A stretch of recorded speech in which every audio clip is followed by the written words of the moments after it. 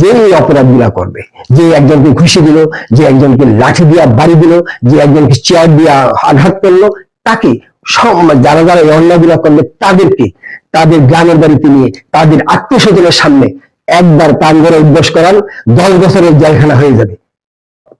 আসসালামু আলাইকুম। আমরা কিছুদিন ধরে দেখতেছি দেশের ভিতরে বিভিন্ন জায়গায় এই নির্বাচনকে কেন্দ্র করে অনেক মারামারি। শুধু মারামারি নয়, একজনকে অলরেডি হত্যা করে ফেলছে। এটা শেরপুর 3 আসনে। তাইলে ওখানে কিন্তু পুলিশও ছিল, র্যাবও ছিল, তাদের মধ্যে কিন্তু এই মারামারিটা হয়েছে এবং মানুষ অলরেডি মরে গেছে। আর তাছাড়া আমরা সবসময় মারামারি দেখছি।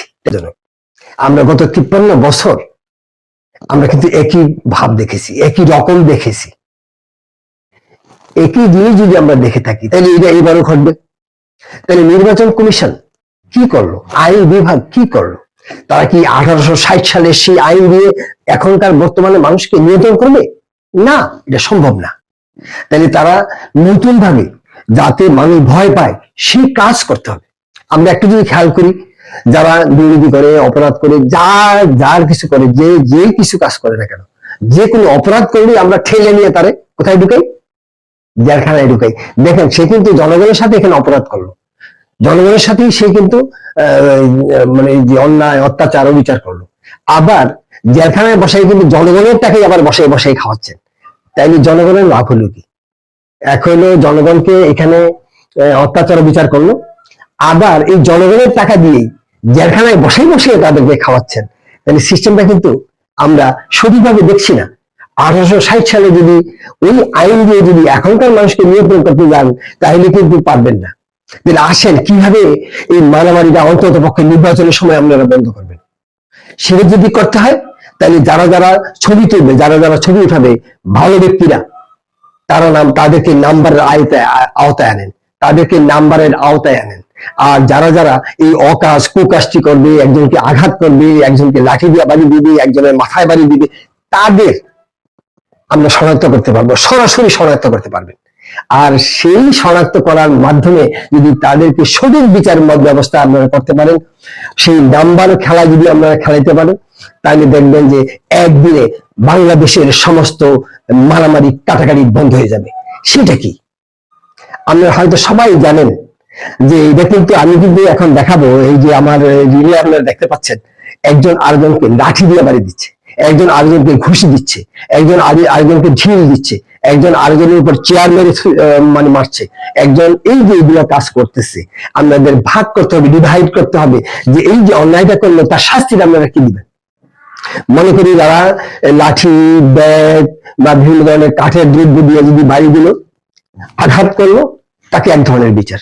যে ঘুষি দিল বা এই ধরনের মানুষকে আঘাত করলো, তার আরেক ধরনের বিচার।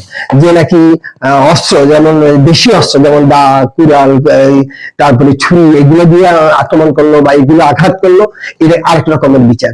আবার দেখা যায় বন্দুক বা পিস্তল আছে তার হাতে, এটা আরেক ধরনের বিচার। আমরা যে বিচারটাকে যদি এইভাবে কনভার্ট করি যে যার হাতে যেটা থাকবে সে ওই নাম্বার তার হারাবে, এবং যারা যারা এই ছবিগুলো তুলবে তারা সেই নাম্বার পাবে।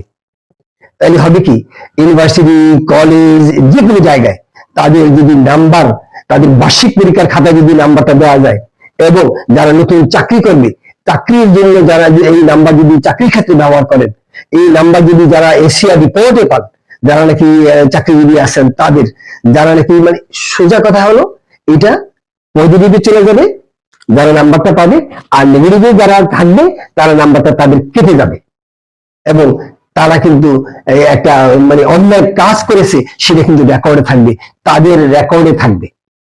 আমরা যদি এই ব্যবস্থাটা করে ফেলতে পারি, এবং প্রত্যেককে এই যে জেলখানায় ঢুকে রাখি, একটু আগে যে আমি বললাম, এই যে আমাদেরকে তো অত্যাচার করলেই আবার তাকে জেলখানায় ঢুকে রেখে আবার আমাদের খাবারই খাওয়াইতেছি, তাহলে লাভ নেই। তাহলে তাকে কি করলে, এখানে দেখা যায় জেলখানাকে ভয় পায় মাত্র 0.75% মানুষ। তার মানে একজন অপরাধী কিন্তু এই জেলখানাকে ভয় পায় না, অথচ এই জেলখানার মধ্যে কিন্তু আমরা তাকে ঢুকে রাখি। তাহলে কি করলে ভয় পাবে? যে অপরাধ গুলা করবে, যে একজনকে ঘুষি দিল, যে একজনকে লাঠি দিয়া বাড়ি দিল, যে একজনকে চেয়ার দিয়া আঘাত করলো, তাকে যারা যারা এই অন্যায় গুলা করবে তাদেরকে তাদের গ্রামের বাড়িতে নিয়ে তাদের আত্মীয় স্বজনের সামনে একবার প্রাণ ভরে উদ্বোস করান, 10 বছরের জেলখানা হয়ে যাবে, আর কিছু লাগবে না। আসুন সরকার এই ব্যবস্থা করি এবং যত জলদি পারেন, যত তাড়াতাড়ি পারেন এখনই সেই ব্যবস্থাটা অ্যাডপ্ট করেন জনগণের উপর, যারা নাকি সাধারণভাবে ভোট দিতে যাবে, যারা সাধারণ মানুষ আছে তাদেরকে রক্ষা করুন, তাদেরকে অপরাধী থেকে রক্ষা করুন, তাদেরকে সন্ত্রাসী থেকে রক্ষা করুন, তাদেরকে সন্ত্রাসবাদের থেকে রক্ষা করুন। আসুন আমরা এই কাজটি যাতে সরকার অতি দ্রুত করতে পারে, সেই সিস্টেমটা যাতে সরকার প্রচলন করতে পারে, আমি মনে করি এটা এখনই সম্ভব, এই মুহূর্তে সম্ভব, যে কোনো মুহূর্তে সম্ভব। ধন্যবাদ সবাইকে।